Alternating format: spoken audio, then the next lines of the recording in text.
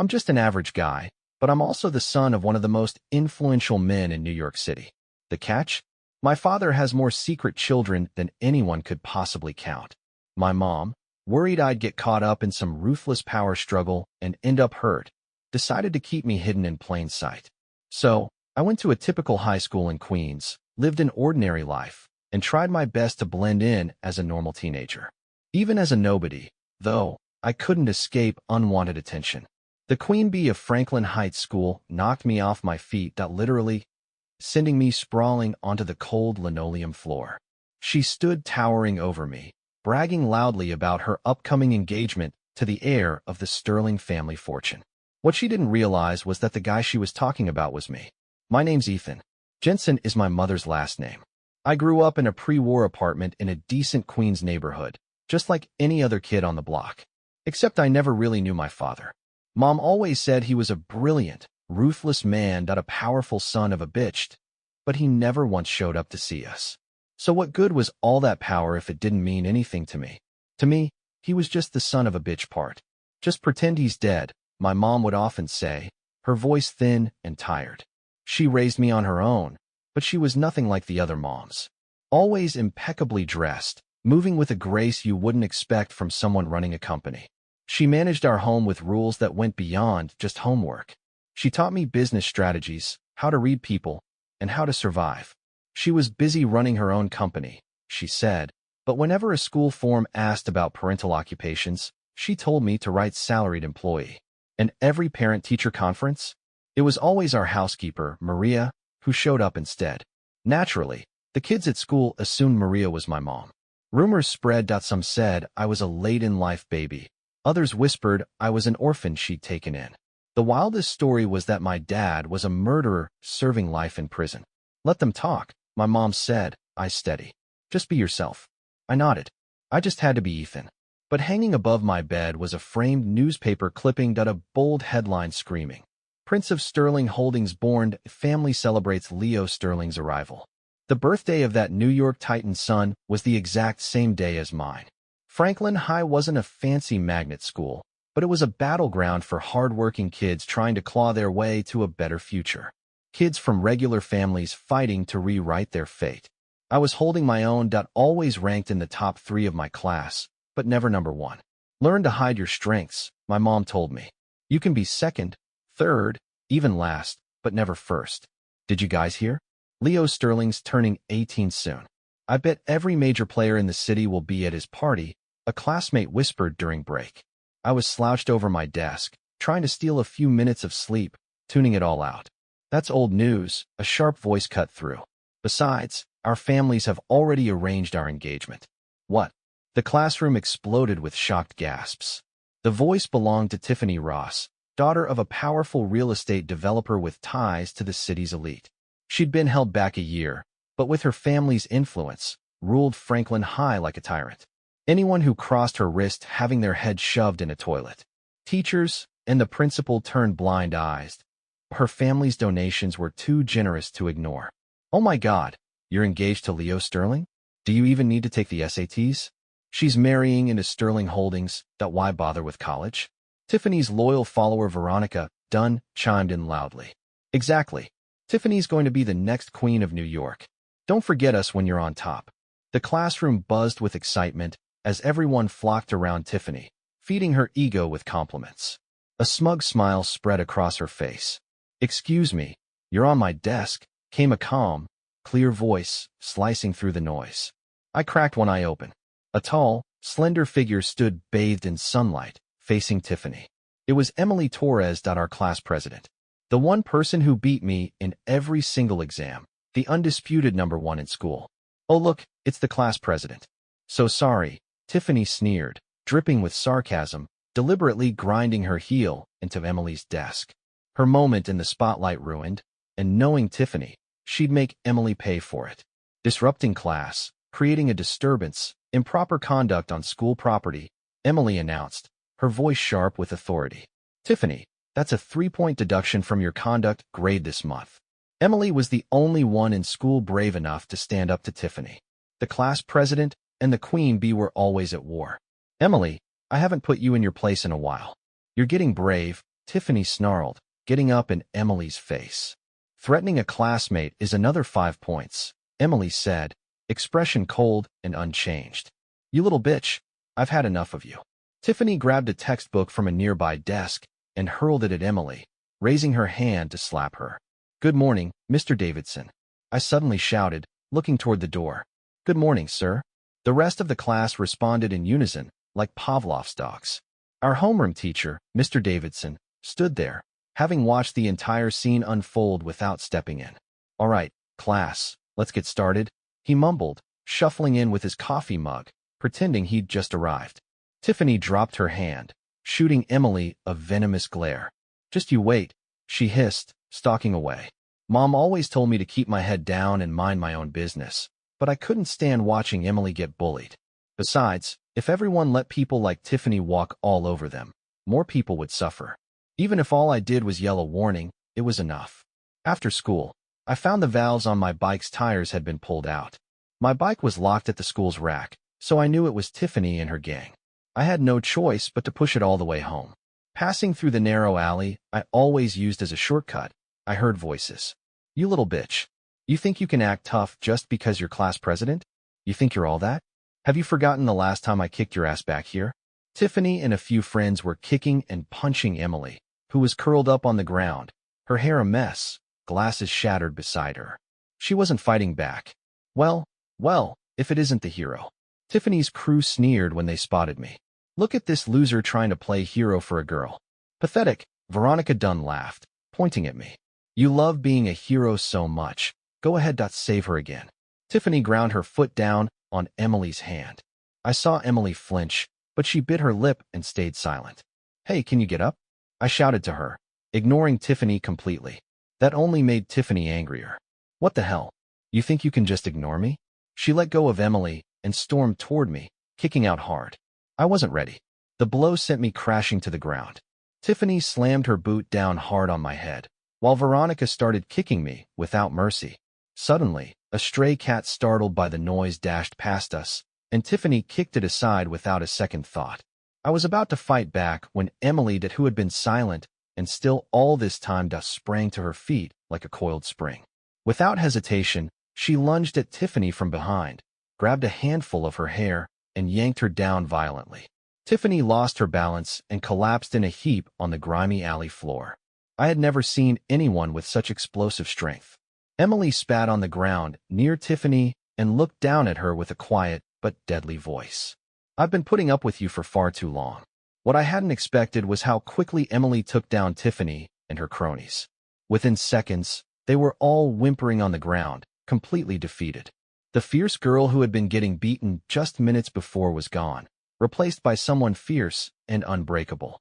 You just fucking wait, Tiffany snarled as she and Veronica scrambled to their feet, shouting threats over their shoulders.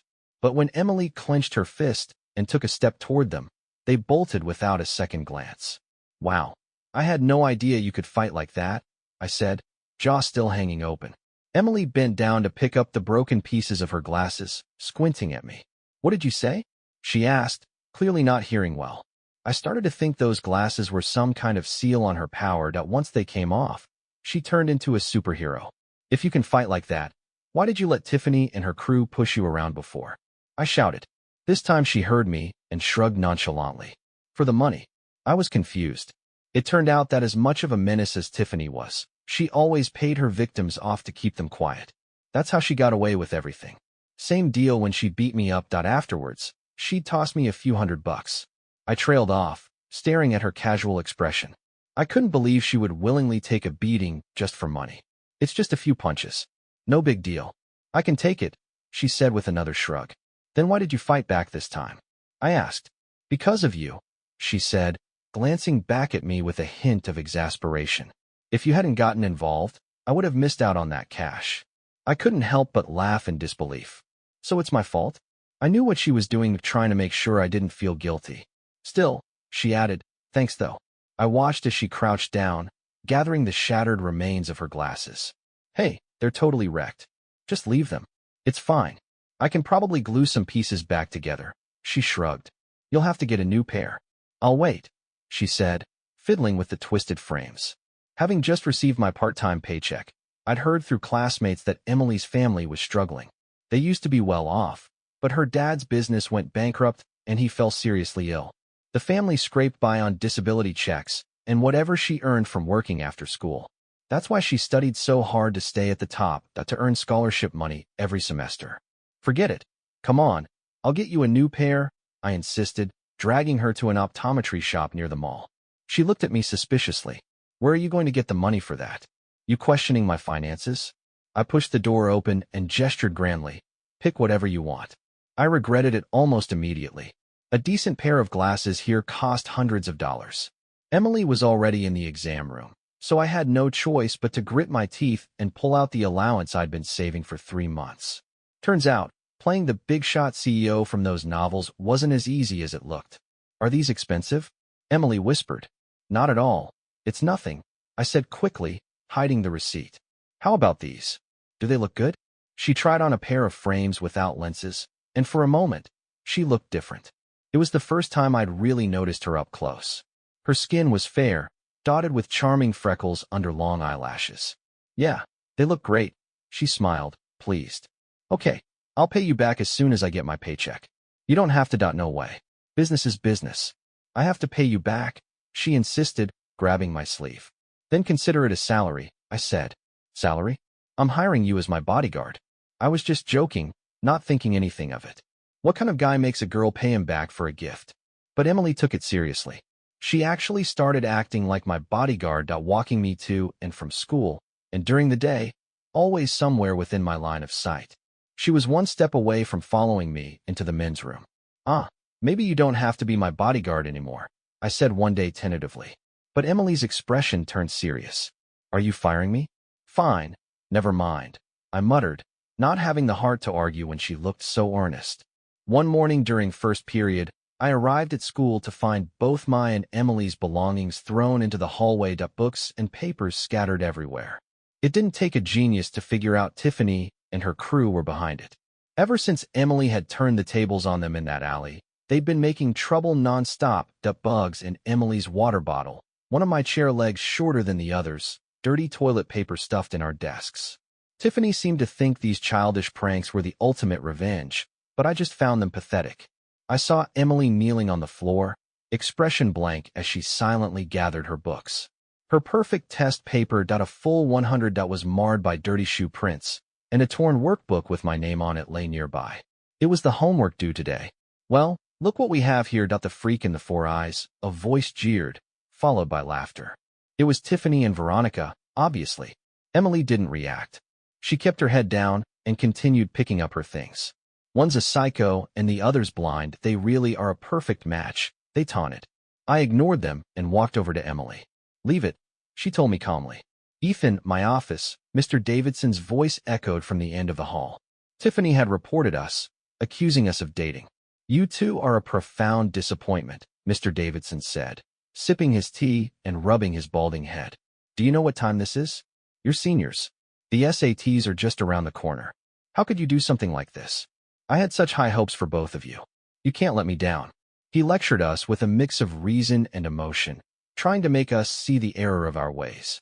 But once you're accused of something, any explanation sounds like an excuse. Emily and I both knew that, so we stood silently, letting him lecture us through the entire first period. We were punished by being forced to stand for the rest of the day, one of us at the front door of the classroom, the other at the back. Tiffany and Veronica mockingly called us door gods and led the class in laughing at us. Dating at your age? Have you no shame? Class, don't be like them. After school, Emily still walked me home. We just got called out by the teacher, and you're still following me? A deal's a deal. Besides, there's nothing going on between us anyway, she said, tone light and completely unfazed. If she insisted on coming, I couldn't stop her. You could just drop me off here today, I said as we reached my apartment building's entrance.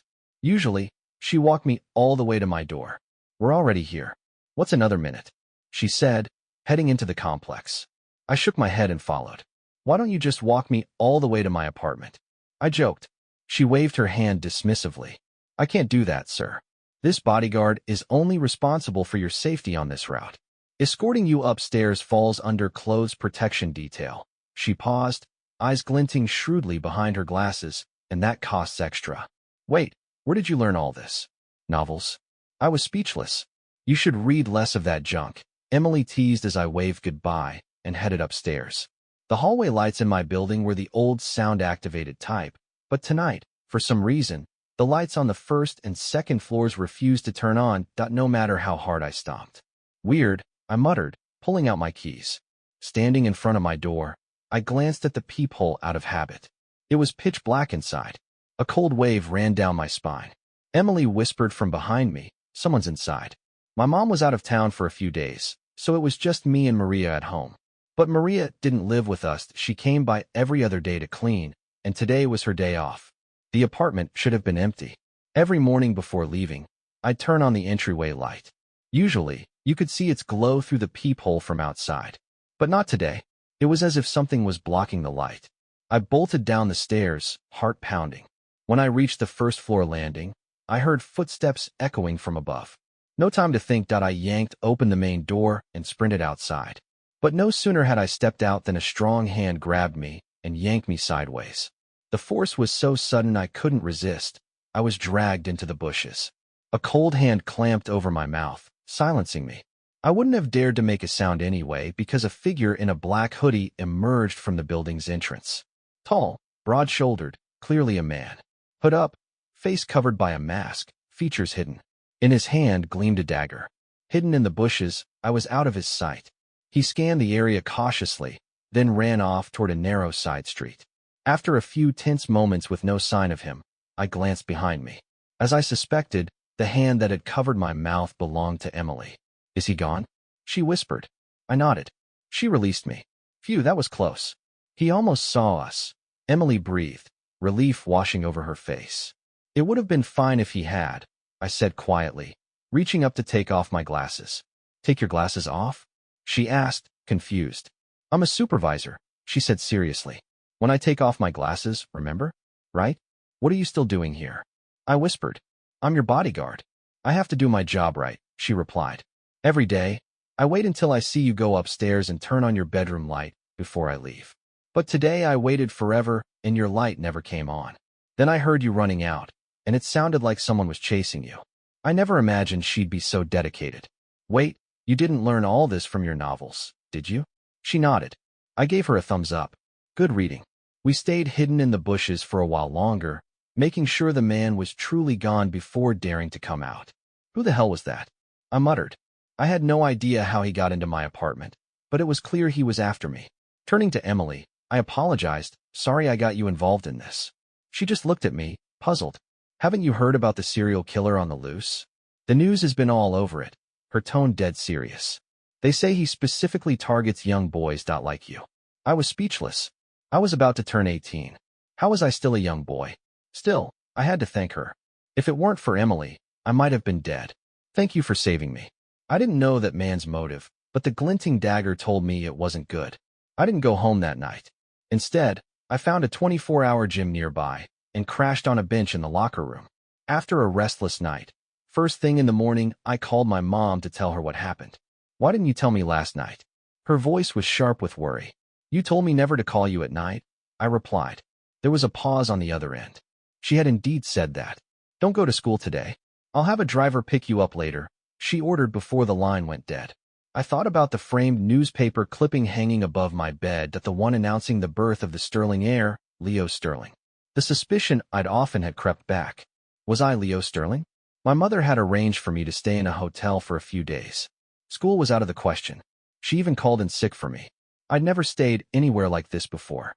The lobby ceiling soared 3 stories high, dominated by a massive, glittering crystal chandelier. I counted the zeros on the price list at the reception desk that the most expensive suite was a 5-figure number per night. I'd never seen that much money in my life. "Good afternoon, sir. May I help you with your luggage?" a bellhop asked, extending a hand. I clutched my backpack full of textbooks awkwardly. "No, that's okay, thanks." "Very good, sir. Enjoy your stay," he said, turning and walking away. I felt a pang of regret. I had no idea where my room was or how I was supposed to get there. I looked down at the key card in my hand. 80712. Did this hotel really have 87 floors? Finally, I found the elevator. I was marveling at how it automatically selected the floor after I swiped my card when a familiar voice rang out. Hey, hey, hey, hold the door.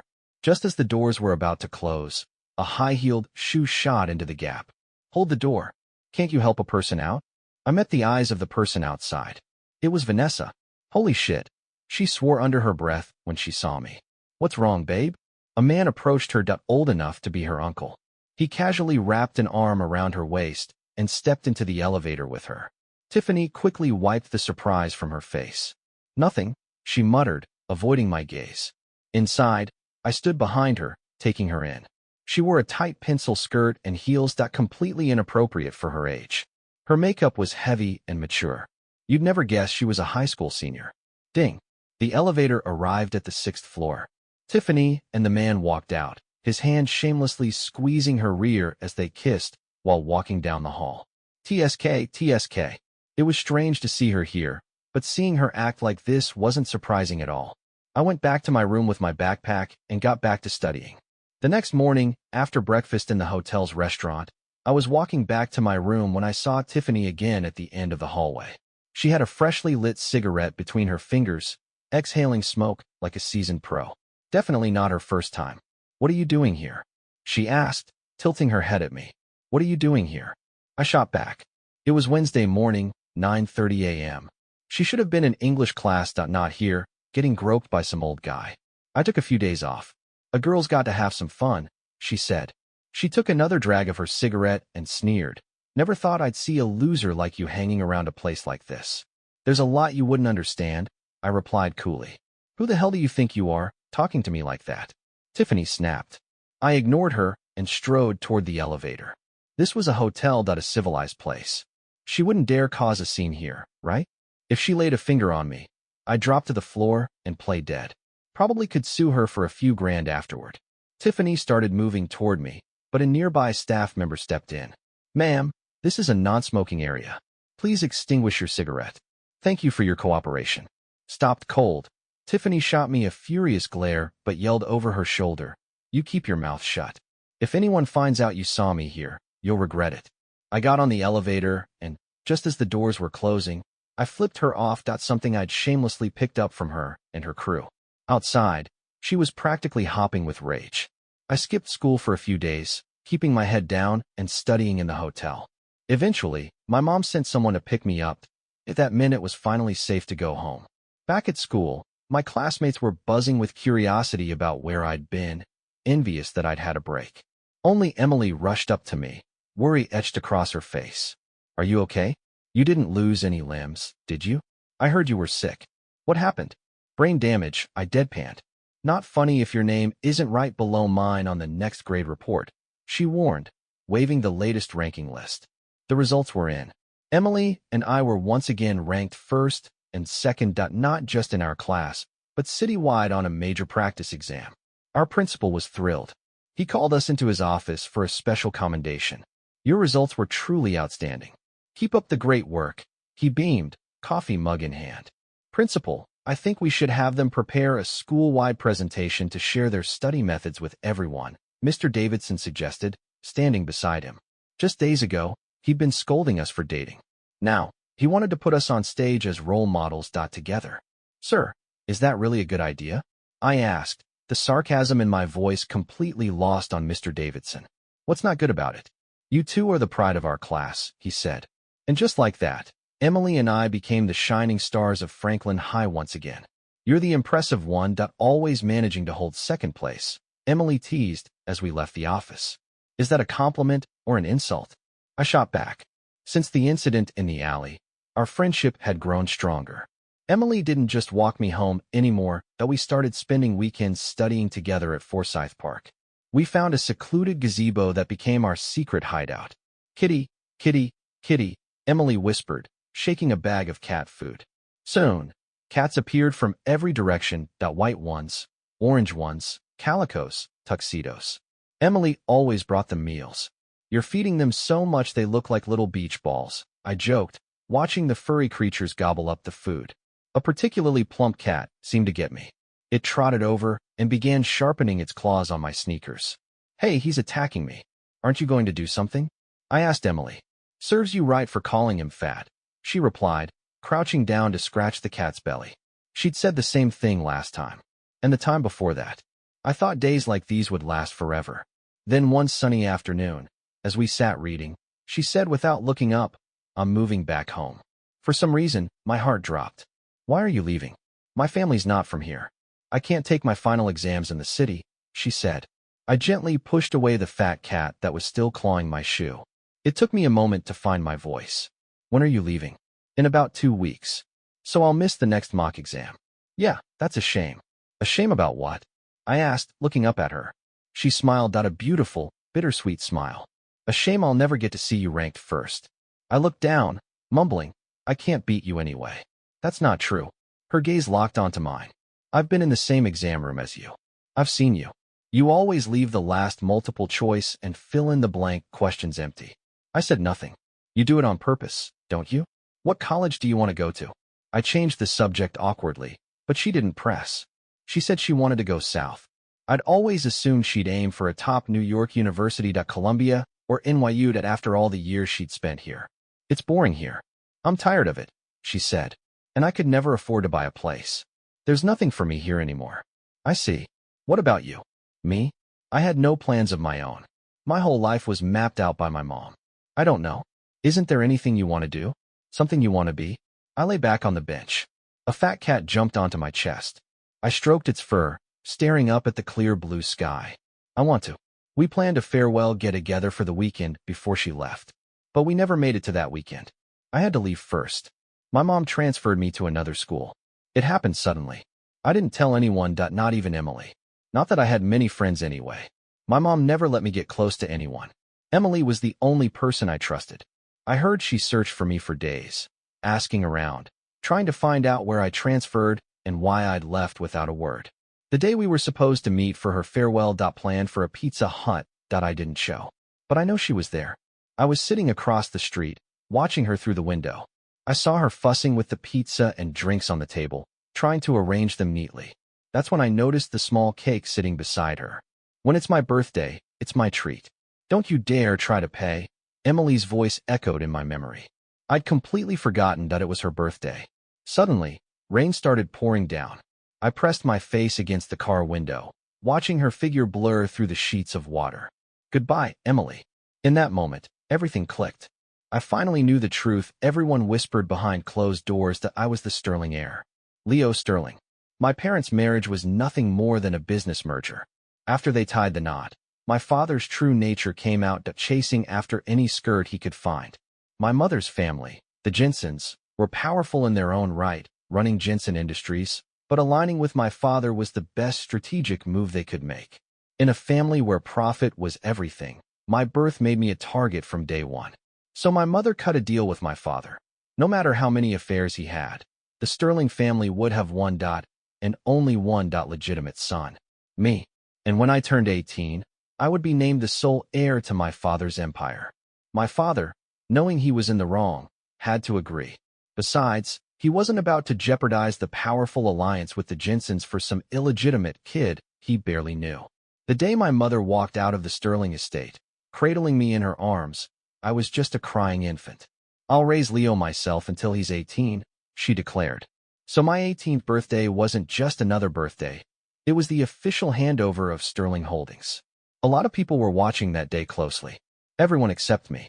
I finally met my father, the first time I could truly remember seeing him. His hair, meticulously combed, was streaked with silver. The lines on his face carved by decades of authority.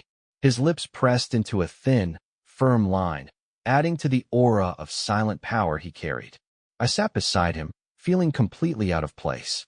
We were father and son, yet more like strangers. The Lazy Susan on the dining table was bigger than my entire living room back in Queens. My mother sat across from us, a silent observer. Mr. S. I almost called him by his last name, but a sharp glare from my mother shut the word down. Dad, how old are you this year? I asked. Arthur Sterling didn't seem to notice my slip. His voice was softer than his severe expression suggested. 17, I answered dutifully. A cold snort came from my mother. He turns 18 in a few days. How old do you think he is? Arthur paused, then changed the subject. What grade are you in? A senior? The words squeezed out of me. All right, 17. I'm a senior. I gave a stiff nod, hoping the conversation would end there. But he kept going. You've gotten so tall. He raised his hand as if to pat my head. If you have nothing to say, you don't have to speak, my mother said coolly. Arthur withdrew his hand. Just then, a man in a sharp suit entered and whispered something respectfully into my father's ear. Arthur's demeanor shifted instantly, becoming as serious as his reputation demanded. It seemed he only softened in front of my mother. No, that wasn't right, that it was more like submission. You'll come back to the estate with me tonight, Arthur said, looking at me. But the words were for my mother. She shot him a withering look. Why? No. I'd heard the Sterling estate was massive, big enough to swallow my entire Queens neighborhood holdup, but I'd never been. My mother never let me go. It wasn't until the night before my 18th birthday that I was finally brought there. And then I understood why she kept me away. It was because of all the other women living there. Is that one of his mistresses? I asked the butler, Mr. Zhang, pointing to a woman across the lawn. Mr. Zhang followed my gaze. The woman was elegantly dressed, looking to be in her early 30s. She held the hand of a toddler just learning to walk. I wondered if it was my father's child. Another, even younger woman stood beside her. Oh, Mr. Zhang started counting on his fingers. That would be number 7 and number 8. I knew my father was a philanderer, but hearing the actual number was still a shock. Is that even legal? The chairman is not legally married to any of them, Mr. Zhang explained. They simply reside here together. No wonder my mother left. A whole soccer team's worth of mistresses and their children living under one roof. Who could stand that? The only legal wife is Madame Jensen, Mr. Zhang emphasized. My father wasn't wrong. He didn't want to give every woman a home. Mr. Zhang, is this my little brother? A cheerful voice broke in. A man in his early 20s, dressed in designer streetwear, approached us. He was casually twirling a set of car keys with a Bull logo on them. I later learned this was my half-brother, Ryan Sterling. This is not the young master, Mr. Zhang said, pulling me closer. This is my cousin's nephew. He's studying in the city, and his family asked me to look after him during the holidays. Oh, is that so? Ryan's initial enthusiasm vanished. His eyes scanned me from head to toe with a dismissive look. To be fair, in my wrinkled hoodie and backpack with a broken zipper, I looked nothing like a Sterling. Ryan didn't ask any more questions and walked off, clearly not wanting to waste another second on me. Madame's orders, Mr. Zhang explained quietly. You are not to reveal your identity to anyone. My mother was still keeping me under wraps. On the day of my 18th birthday party, media from all over the city flocked to the Sterling estate. Everyone wanted a glimpse of the mysterious heir. Mr. Zhang had a suit prepared for me. I stood in front of the mirror, staring at my own young, uncertain face. I felt like a kid stuffed into grown-up clothes. It was the first time I'd ever worn anything like this. I didn't know much about fashion, but I could tell from the fabric and the cut that it was incredibly expensive.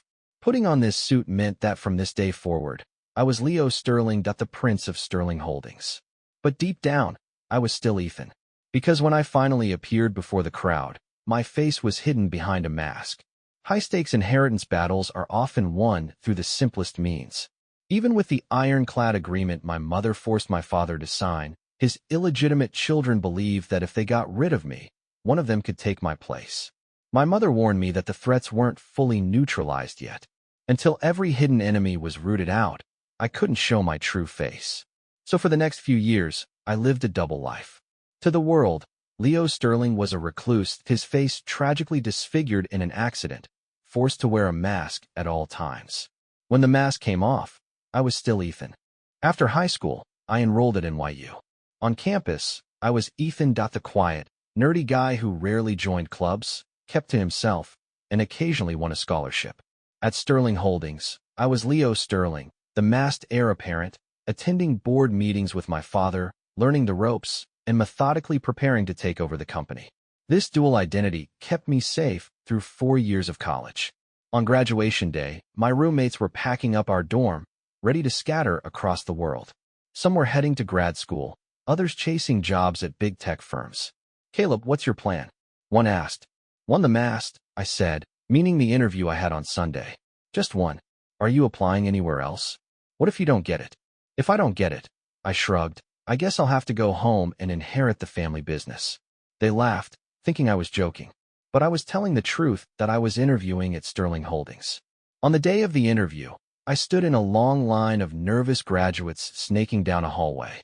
My eyes were drawn to a girl ahead, bent over searching for something on the floor. I watched her for a moment as her silhouette slowly merged with a memory I often replayed in my mind. Emily. She looked up, but her eyes were unfocused, scanning the crowd blankly. I'd imagined our reunion countless times, but never thought it would happen like this.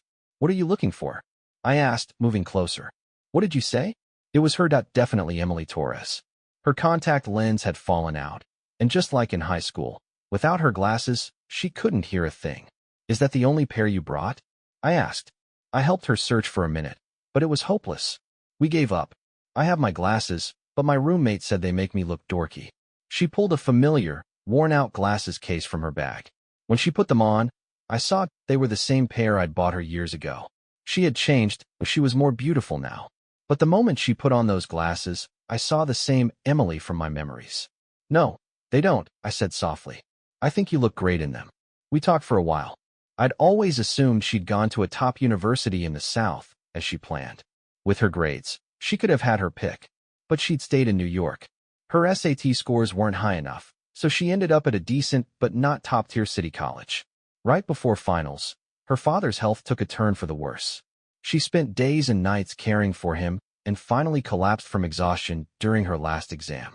Hearing this, I didn't dare ask how devastating that must have been for her. Throughout college, she'd worked multiple jobs while taking care of her father. He passed away just before her graduation. I don't have a family anymore, she said, so it doesn't matter where I am. But she managed to get into a master's program at NYU. She was starting in the fall and was looking for an internship in the meantime. She told me all this with a breezy, matter-of-fact tone. But I knew she must have gone through hell. Let me see your resume, I said. She handed me a 2-page document. This is impressive. Really excellent, I said, flipping through it. She'd interned at several major companies and worked on some impressive projects. Her grades were stellar. She'd won scholarships every year and was active in student government. What's with the formal tone? You sound like an interviewer. Are you going to hire me? She teased. I might. I could hire you to be my bodyguard again. Dream on, she said, tilting her chin proudly. You can't afford this bodyguard anymore. That easy, familiar feeling between us was back. Emily passed her interview. She was hired as an intern in a low-level department at Sterling Holdings. My interview results came in too. I was placed in the same department. That's great. We'll be colleagues. She texted me on her first day, asking when I'd be at the office. I was already there, of course, just a few floors above her. Mr. Sterling, here is a short list of candidates who passed the interview process, my executive secretary Williams said, placing a stack of resumes on my desk. I was looking for a new personal assistant. I took the stack, and one resume caught my eye. The photo was heavily airbrushed, but the name was Veronica Dunn. I said, pointing. Williams' expression flickered with surprise for a split second before returning to his usual professional calm. Veronica's resume was, to put it mildly, unimpressive compared to the others. She must have pulled some strings to get this far. When Veronica received her offer letter, she was at a club with Vanessa. Holy! She stared at the email on her phone, frozen. What is it? Tiffany snatched the phone from her hand. When she saw the screen, her face soured. I got a job at Sterling, Veronica squealed. What? Oh my God. Sterling, as in Sterling Holdings? Let me see. OMG. And you're going to be Mr. Sterling's assistant? Their friends swarmed around Veronica, instantly making her the center of attention. Someone accidentally bumped into Tiffany. It's just an assistant. What's the big deal? Tiffany sneered. Mr. Sterling already has William. You'll just be a glorified gopher getting coffee. Making copies? It's a thankless, dead-end job. Tiffany's cold words doused Veronica's excitement like a bucket of ice water. Veronica froze, forcing a weak smile for Tiffany's sake. You're right, Tiff, Veronica said quietly. Tiffany snorted. Besides, you definitely lied on your resume. You can't even make a simple spreadsheet. How did you get a job at Sterling? Veronica's face flushed red with humiliation. She could only manage a small, apologetic smile. You're right. I'm just a lowly assistant. Nothing compared to the future Mrs. Sterling. The others in their group wisely said nothing. So, Tiff, someone asked, when are you and Mr. Sterling getting married? We need to know when to get our wedding gifts ready. Tiffany's triumphant grin returned. Soon. After I win my first major acting award, probably. Leo's always rushing me to get married, but I've told him over and over. I want to focus on my career first. We're both very career-driven, you know. Standing nearby, Veronica muttered under her breath, "Bullshit." Veronica started her new job. William, my secretary, brought her to meet me. Has William explained your duties? Do you understand everything? Yes, sir, absolutely, she said, standing before me with her head bowed respectfully. I remembered how arrogant and cocky she used to be when bullying me and Emily back in school. Now, she was a different person. Afraid of me, even with me still wearing the mask. Rumors about me were wild. Some said my face was a grotesque horror show, that I looked like a monster. Organize these files, I said, handing her a gigabyte of documents William had compiled. I need them on my desk tomorrow morning. Veronica looked up, eyes wide. If I'm supposed to have all this ready by tomorrow, I won't be sleeping tonight. Is there a problem? I asked. No, no problem at all, she said, swallowing her pride.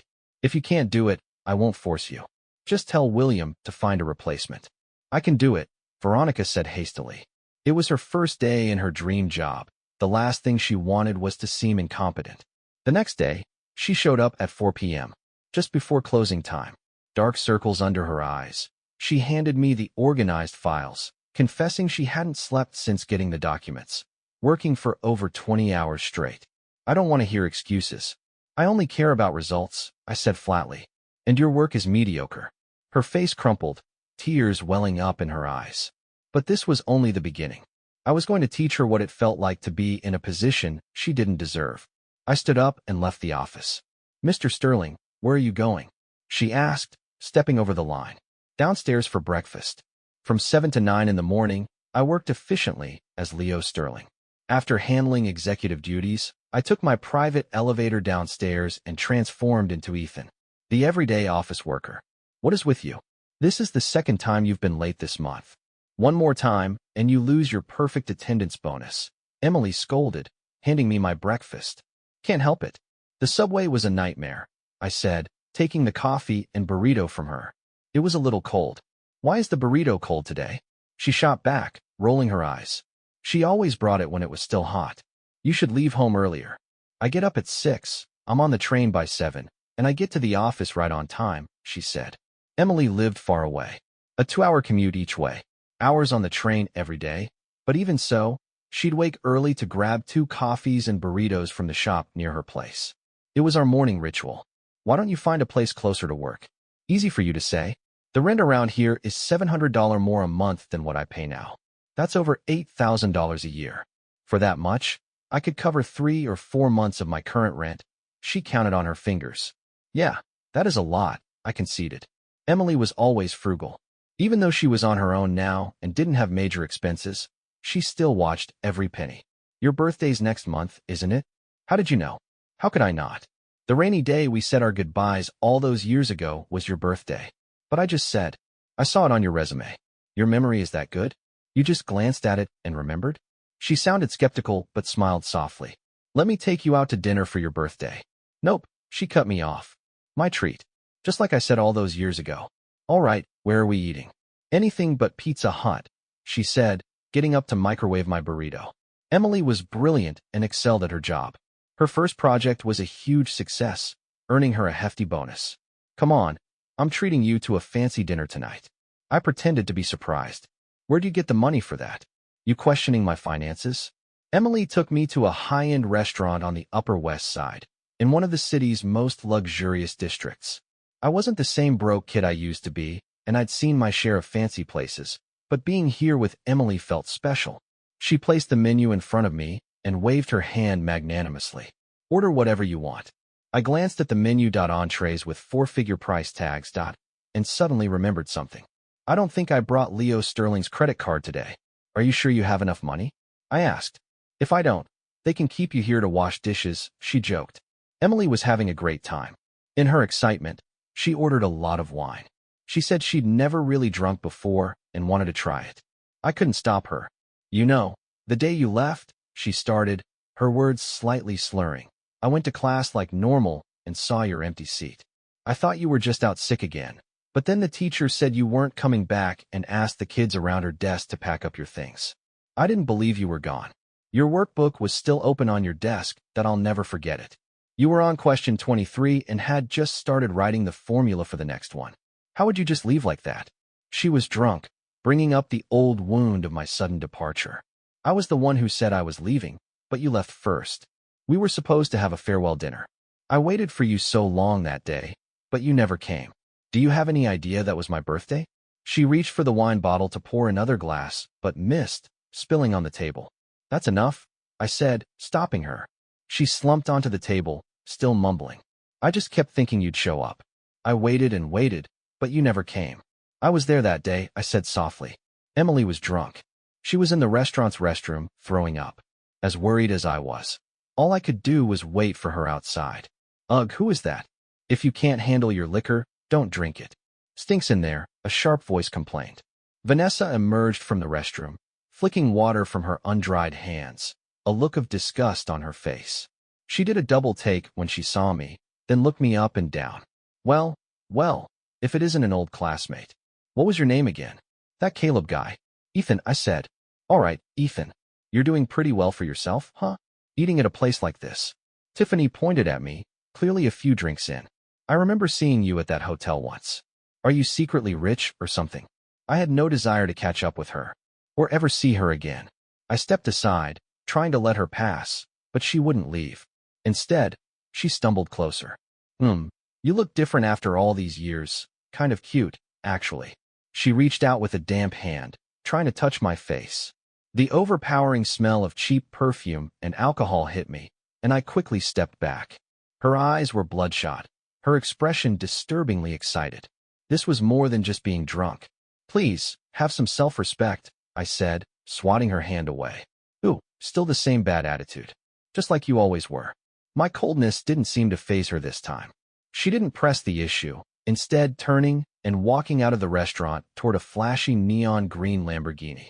There weren't many cars like that in the city. It looked familiar, so I made a point of checking the license plate. Sure enough, it was Ryan's car.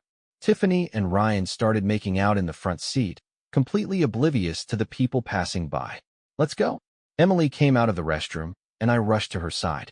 You feeling any better? She looked pale, pouting as she shook her head. I'm never drinking that crap again. Seeing Tiffany again brought back memories. Her name had come up in my family's home more than once over the years. I'd heard she'd gone to film school and, with her family's connections, landed roles in a few shows.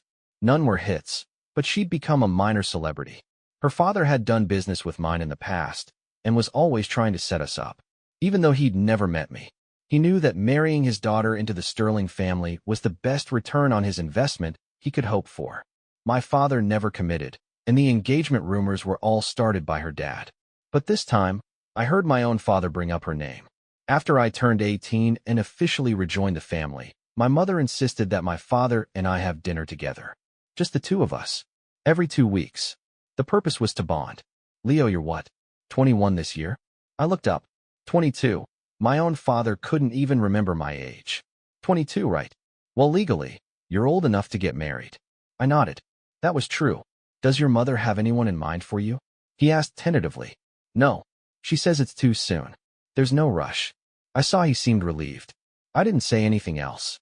After a moment, he added, Have you heard of Vanessa? She's a young actress. It was the first time my father had ever mentioned her to me. For some reason, he'd started trying to play matchmaker. When my mother found out, she tore into him. Don't you dare project your own disgusting ideas onto Leo. My son is not a bargaining chip for your business deals. She yelled. You ruined my life, and now you want to ruin our son's. I'm telling you, Arthur. Whoever my son marries will have to get through me first. My father just nodded meekly and never mentioned Tiffany's name in front of me again. But Tiffany took it upon herself to come to our home. She arrived with a pile of gifts, dressed impeccably, and sweetly greeted my parents. My mother gave her one look and walked out. My father told us to chat alone. She sat in the grand living room facing me. Through my mask, I could see she wore a strained, fake smile and had deliberately put some distance between us on the couch. You know, I've never actually been in a relationship. I don't know about you, she said, trying to act coy. Her usually raspy smoker's voice was now high and squeaky. She was clearly trying to start a conversation, but I didn't bite. Want some fruit? Seeing my silence, she picked up an apple and offered it to me. I knew what she was after. My face was badly burned. If I took off my mask, I was afraid it would scare her. Of course not, she said. Soon, we'll be family. We'll be living together every day. How could I be scared? I almost laughed. She was really leaning into this role, already seeing herself as the next Mrs. Sterling. I just remembered, I have an urgent meeting to attend. Please excuse me. I stood up and left her alone in the living room. After I left, Tiffany sat for a moment, then looked around. Seeing no one, she stood up and walked confidently toward the back garden.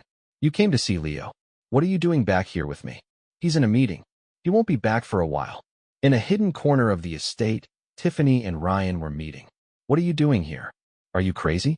There was a rustling sound. What's the big deal? This is my house. Your house? Your father doesn't even acknowledge you as his son in public. He only cares about that, Leo. A sharp cry of pain from Tiffany. It seemed she'd hit a nerve with Ryan, and he'd gotten rough. Don't you worry. This family will be mine sooner or later. And when it is, there won't be a Leo Sterling anymore. Well, you better hurry it up. That freak Leo. I can't imagine how disgusting his face is under that mask. The thought of having to look at him every day makes me want to puke. Don't worry. I promise you he won't live to see 23. Though Ryan and Tiffany had carefully avoided all the estate security cameras, they couldn't avoid the ones I had installed. Especially in this courtyard, where a high-definition camera was recording their every word and move.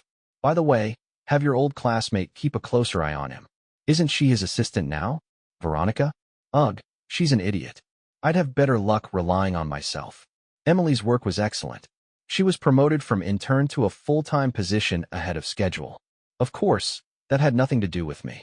Even though I was Leo Sterling, the boss, I never gave her any special treatment. She earned it all on her own. The day she got her promotion happened to be her birthday. She insisted on treating me to dinner. But instead of a restaurant, we went to her place. It was a small 3-bedroom apartment she shared with roommates, and she only had one tiny room to herself. My roommates are out for the night. I already told them you were coming over, she said. She spent hours in the kitchen cooking up a feast. Every time I tried to help, she kicked me out.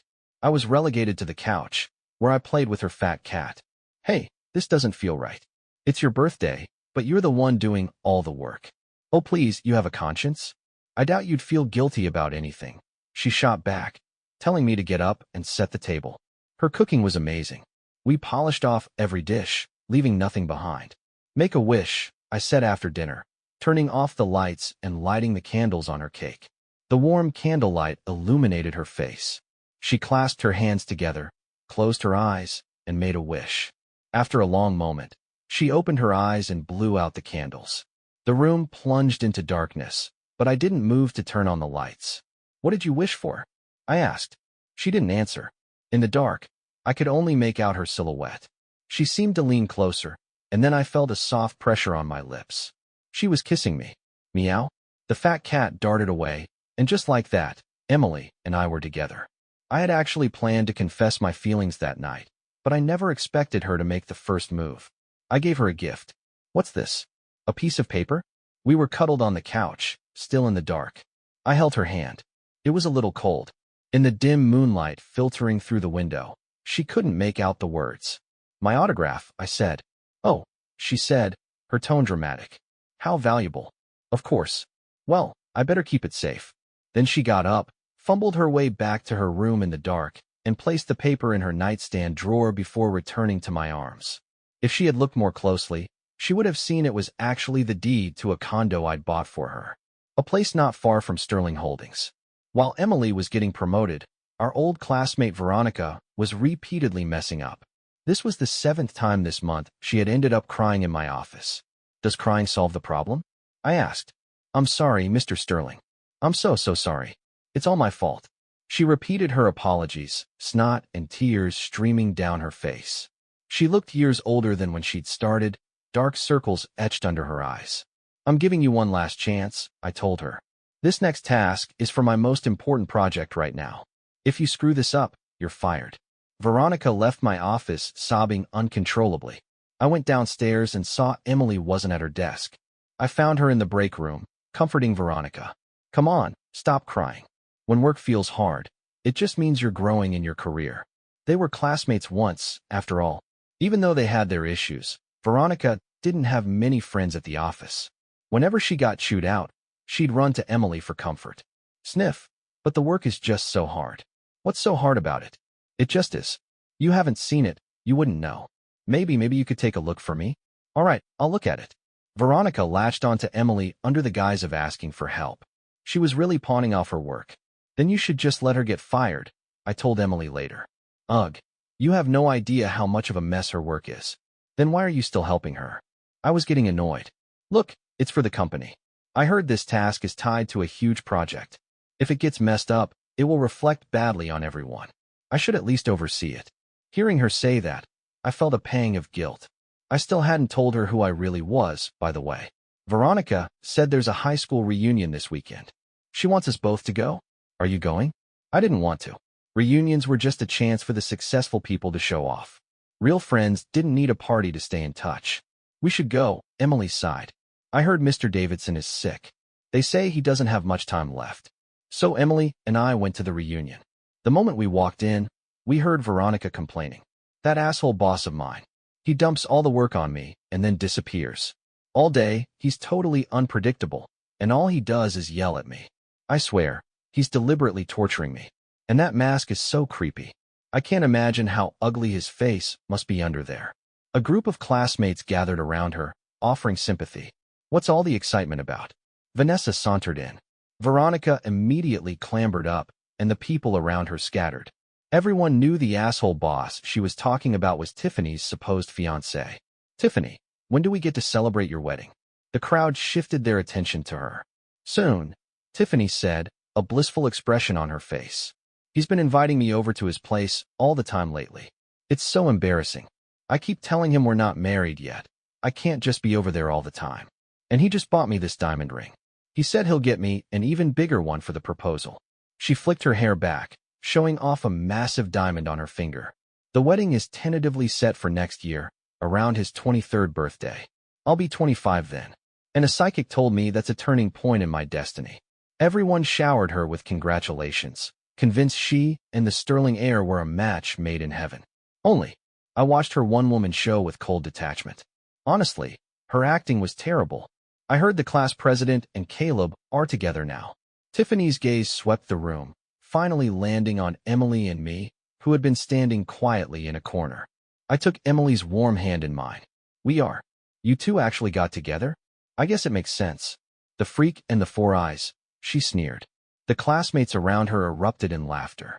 Veronica glanced at us, but said nothing. I hear you two work with Veronica at the same company, Tiffany continued, turning to her friend. You're all old classmates.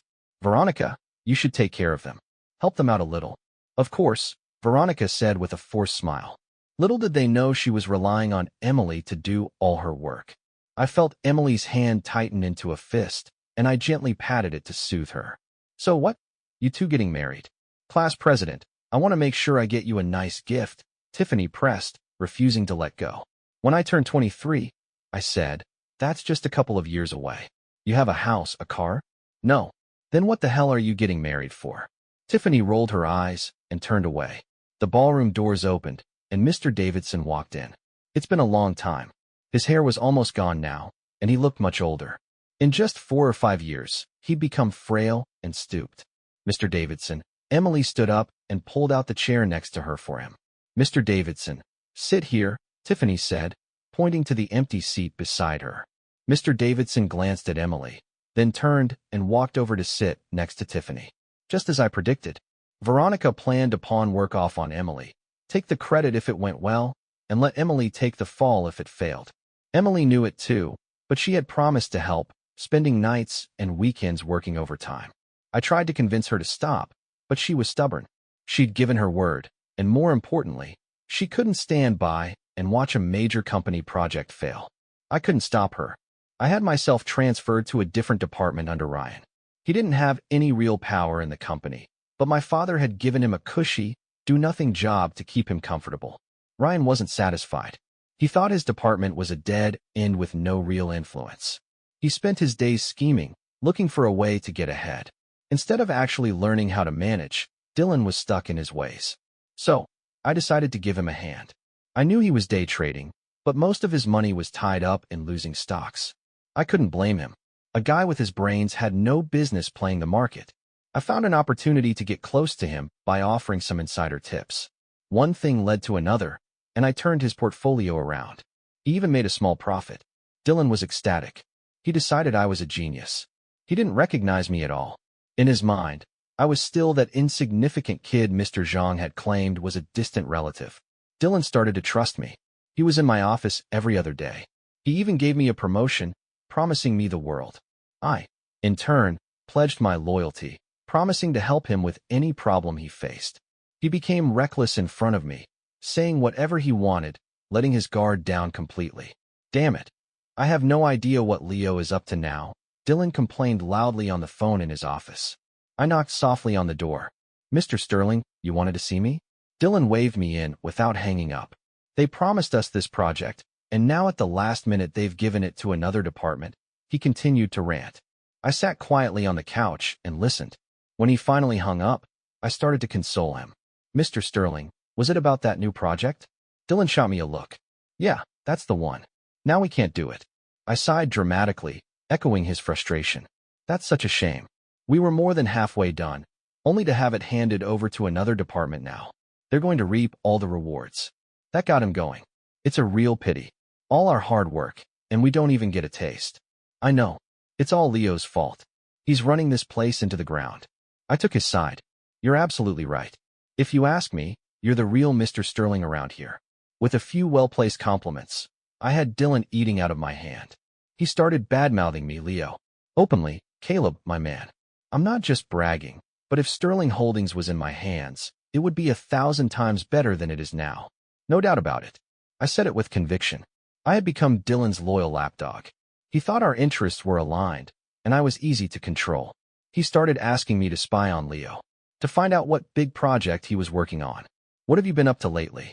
You moved apartments, and now you don't tell me anything, Maya said, a concerned look on her face. I rubbed my temples. My new boss is a nightmare. He's an idiot, so I have to do all the work. Maya frowned. Dylan doesn't have a great reputation, but since you're working for him now, just do your job and keep your head down. Don't let him drag you into any of his schemes. I pulled her into my arms, smoothing the worry lines from her forehead. Don't worry, I'll be fine. When my mother found out Maya and I were dating, she slapped me. Why didn't you tell me sooner? She demanded sharply. Maya, she cut me off, her words slow and deliberate. I'm asking you why you didn't tell me sooner. I was afraid. Afraid I would break you up, Mom. She stared at me for a long time, then let out a deep sigh. So this is the kind of mother you think I am. I realized then she wasn't angry that I was dating Maya. I had always assumed that since she had planned my entire life, she would also handpick my future wife. But she was angry that I had hidden it from her, that I hadn't trusted her. I don't object to you and Maya being together, she said finally. I raised you. I know you wouldn't choose someone who wasn't right for you. But you need to be sure. Are you truly committed to her? You're still young. You'll meet many more people in your life. What if one day you find someone better than Maya? Will you still stand by her? I knew what she was worried about. After all, my father fell for every woman he met. She was afraid I had inherited that gene. There's no one better, I said firmly. The one I have now is the best. Dylan took the bait. He believed my story about Leo planning a massive bid for a huge contract. The potential profit was astronomical. Dylan was desperate for a piece of it, but he had no way in. Mr. Sterling, if that's the case, why don't we do it ourselves? I suggested. Dylan looked at me hesitantly. We can set up a shell corporation, use Sterling's resources to bid against him. If we win, we take the money and run. Who needs Sterling Holdings? We'll be the new Sterling Holdings. I gave him the chance to compete, but he was too scared. Without the safety net of Sterling Holdings, Dylan had no confidence in his own abilities. So I proposed another idea. Well, what if we find one of the competing companies, leak them some information, and when they win the bid, they give us a cut? Dylan was much more interested in that idea. But Leo is guarding this project so closely. Where are we going to get the information? I have a high school classmate, Veronica Dunn. I hear she's an assistant in Mr. Sterling's office. Dylan raised an eyebrow. He knew who Veronica was. Why would she help us? I hear she's had a rough time working for Leo. If another Mr. Sterling were to throw her a lifeline right about now, I didn't need to finish. The smirk on Dylan's face told me he already had a plan. The project Maya helped Veronica with, as expected, had a problem. I summoned Veronica to my office. Do you know why I called you in here? My voice was low and laced with anger. Veronica was so scared she didn't dare look up. Mr. Sterling, I'm not sure. Could you please clarify? You've always felt that I've been hard on you. When William started, I gave him a gigabyte of files to organize, too. He also pulled an all-nighter but delivered perfectly done work the next morning. That was the longest it ever took him. After that, he could do the same task in 4 hours, sometimes 2. You've been in this position for 6 months, and you've shown zero improvement. You're useless. Why am I paying a salary to someone useless? Veronica started crying again. Now, about your last project. Veronica flinched. She thought the project Maya had done for her had failed. I stared at her. Did you do it yourself? Veronica broke down and confessed everything. I wasn't familiar with the work, and I was so busy, so I asked Maya to take a look. But she kept saying my work wasn't good enough and insisted on redoing it. And this is how it turned out. She was a natural at shifting blame. So you're saying Maya did this work? I pressed. Veronica nodded. Get her in here. Maya and Veronica stood before me.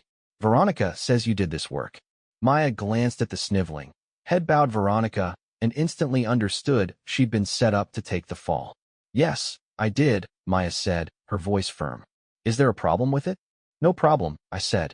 It was excellent. Veronica's head shot up in surprise. Go to HR and collect your bonus, I told Maya. Thank you, Mr. Sterling.